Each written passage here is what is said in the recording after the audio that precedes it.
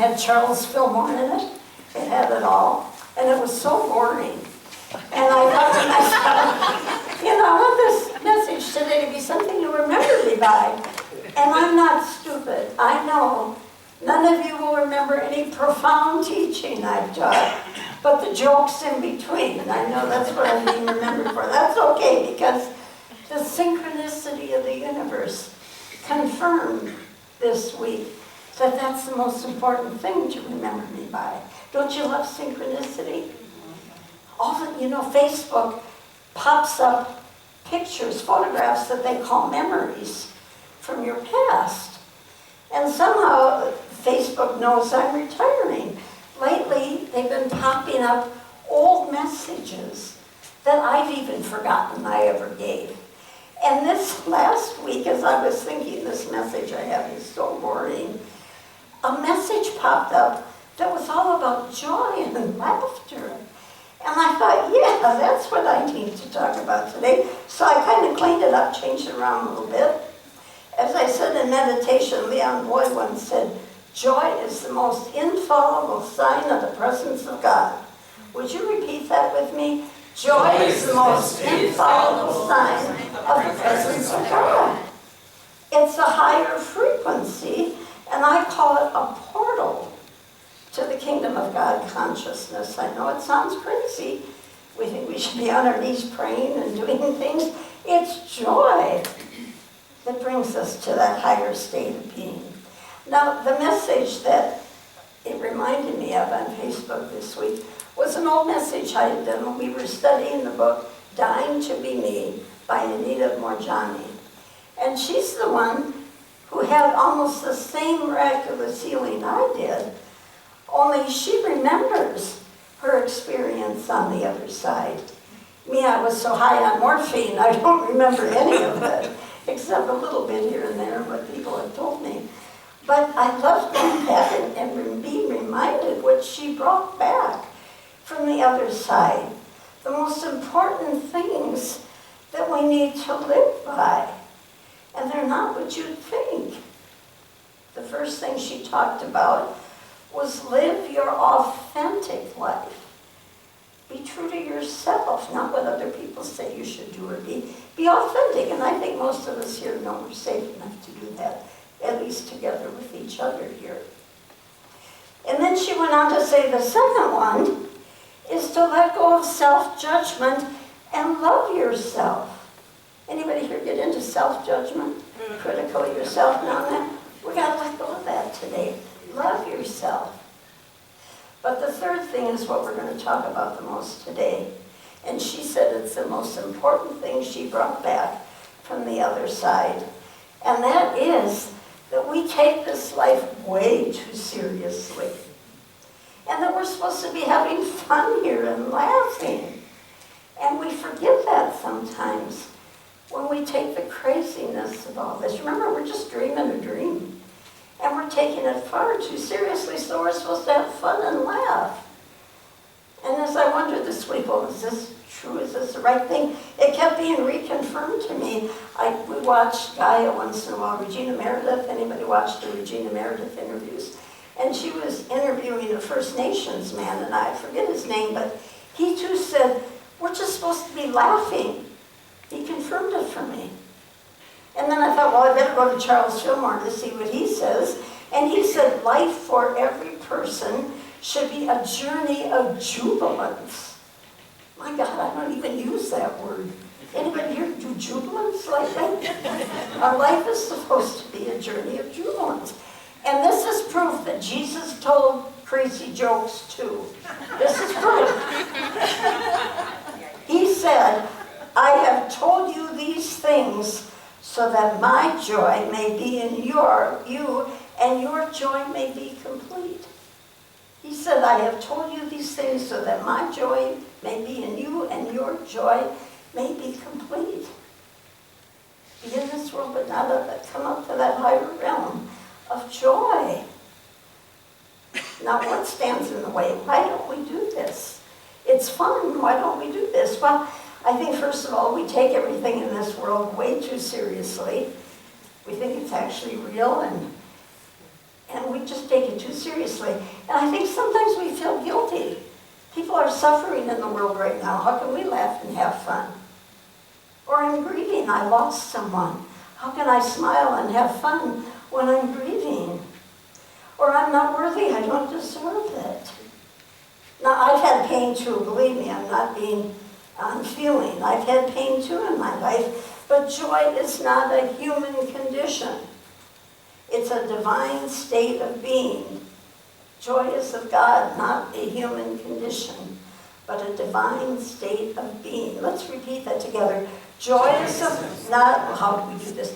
Joy is of God, together. Joy is of God, not a human condition, Not a human condition, but a divine state of being. a divine state of being. So we don't do it, we allow it. It's not something you can force. It's not something you can wake up and say, I'm going to feel joy right now.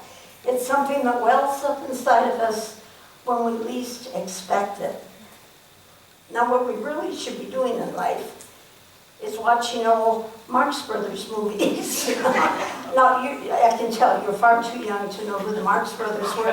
This generation would probably be Happy Gilmore, okay, watching. Or my generation was Peter Sellers in the Pink Panther. Remember? Okay, now I got you. And remember Inspector Clouseau? Yes. And my favorite scene, and I know you've all heard it a million times, but I still laugh at it, when he goes into the hotel and the clerk is behind the desk and there's a dog there and he's going to reach down and pet the dog, but first he says, does your dog bite? And the clerk says, no, my dog doesn't bite. And so he reaches down and of course the dog bites him. And he says, you told me your dog didn't bite, and the clerk says, that's not my dog. I don't care how many times I hear that, I still laugh at it. Anita said, we need to replace self-judgment and self-loathing with joy and laughter. She said, actually, this is serious, self-judgment is the worst block to your health. We're all trying, the health is a new craze nowadays. And self-judgment is the worst thing you can do for your health. She said our feelings about ourselves are the most important for determining our life. Anybody here ever gone home and said, oh, I can't believe I did that. I can't believe I said that, how stupid can you get? And she reminded me in the book, she said, I'm not that important. I'm not that important that people are going to care what I did or said 1 hour after I said it. I'm not that important. Instead, we should be laughing. Yeah, I did something stupid today. Let's laugh about it. And she realized something so important along with, why does anybody spend that much time thinking about what I just did? So how important it is not to judge yourself. Now, how many women in here worry about cellulite? Am I the only one? Okay, there's a few of you, right? Do we obsess about our bodies and cellulite? And what about men and women? Do you compare yourself with other people? They've done this and I haven't done anything, or I'm not as successful as they are. Reality alert, we're taking it all far too seriously. We need to be laughing mostly at who? Ourselves. Now, when Jesus said, judge not or you will be judged, he was not talking about punishment. He was talking about the law of cause and effect, the law of attraction. See, if you judge me, and I have the smallest belief that you're right, I'm going to be in pain. But if I stand in the truth of my being, you can judge me all you want, and it won't bother me. Because I've stopped judging myself. That's why it's so important. Now, Anita said she spent a lifetime judging herself and feeling inadequate. And after her near-death experience, she realized she was judging herself for false social standards. You don't have to be or do anything to deserve love. Just being makes you deserving of love. You're an infinite idea in the mind of God. Now that single realization removed her fear and helped her decide to come back. You know, when you have a near-death experience, you have a choice. whether or not to come back. And that single realization helped her come back and be true to herself, to quit judging herself, to love herself, and laugh and have fun. She said, in that expansive state on the other side, I realized how harshly I treated myself through my life. I finally understood that it was myself I hadn't forgiven. It had nothing to do with anybody else. So today, we are going to lighten up, we're going to laugh, and we're going to have some fun. Okay, you're ready for some bad jokes. They're really bad. Don't judge me. Thank you, Joseph. Don't judge me. Just laugh with me or send me your own if you don't like them, okay? Now, first of all, we like to go out to eat here at Unity. Is that not right? Yeah. Tomorrow there's a brand new restaurant in town. You might want to put it on the list for our next luncheon. It's called the Karma Restaurant. There are no menus. You get what you deserve. We'll go there next time, okay? What did the left eye say to the right eye? Between you and me, something smells. Okay, one more.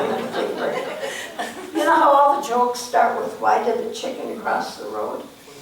Well, this one starts with, why did the chicken go to a seance? To get to the other side. Okay, we'll take that. Now, let's talk about food, one of my favorite subjects. What Anita discovered about food on the other side. She said she used to eat really healthy, but she did it out of fear. And we're constantly bombarded nowadays. This will hurt you, this isn't good for you, and so on and so on. But after her visit to the other side, now she enjoys chocolate, a good wine, champagne now and then. Not excessively, but her choices are from loving herself, not fear. She said it's so much more important to be happy than what you eat. Our bodies are far more resilient than we give them credit for, especially if we're happy and not stressed. Now, I'm not saying go out there and eat like I do, but do it from love, not fear. I once went to a nutritional consultant, and she's very educated about nutrition, and she was a little fanatical, and she started telling me all these things I should be doing or not doing. And she started to say things like, don't eat peanuts, they'll kill you. Don't take iron supplements, you'll get cancer. And finally I held up my hand and I said, stop. I will not put that in my consciousness. Let's give that a hand. I will not put that in my consciousness. And she kind of was shocked. I don't think anybody ever called her on that before. But people are trying to program us with fear instead of with laughter, all right? Anita said the best habit she got from the other side was laugh as often as possible throughout every day, preferably at who? Ourselves. She said laughter might do more good than prayer, meditation, chanting, or diet reform. Do you believe that? Let me repeat that. Laughter might do more good than prayer, meditation, chanting, or diet reform. Laughter raises our vibration because God is not a being. God is what? A state of being. And laughter lifts us to that higher state of being. Now, one more. A young man went to an old doctor. And he said, gee, doc, I'm addicted to Twitter. And the doctor was a little confused. And he said, I don't follow you. You'll get that at 3 in the morning. I want to be remembered for joy and laughter. Yeah, there's a few spiritual teachings here too, okay? Why? Because joy is what? The most infallible sign of the presence of God. Let's repeat that again. Joy is the most infallible sign of the presence of God. And so you don't forget that. We're going to have some fun. And I've asked some assistants to help me. I have bags of balloons here. And we're going to throw them around. And I want everybody to make sure everybody's been thrown a balloon. And then you can all start throwing them back at Shmara back there. And we're just going to have fun throwing balloons around for a while, okay? Can I have one? All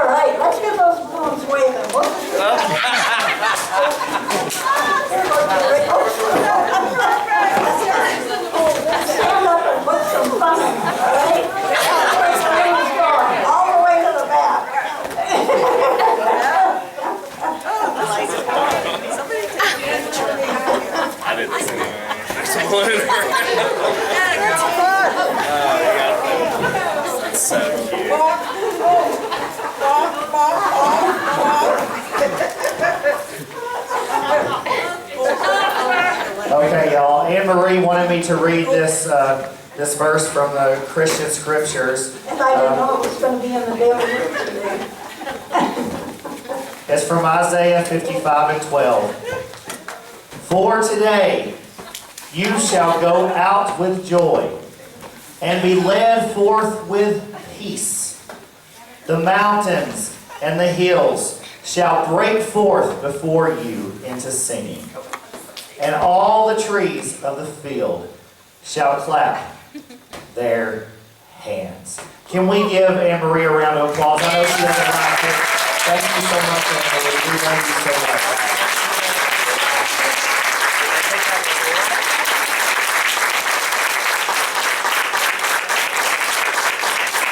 Keep it going. We needed some more help with that.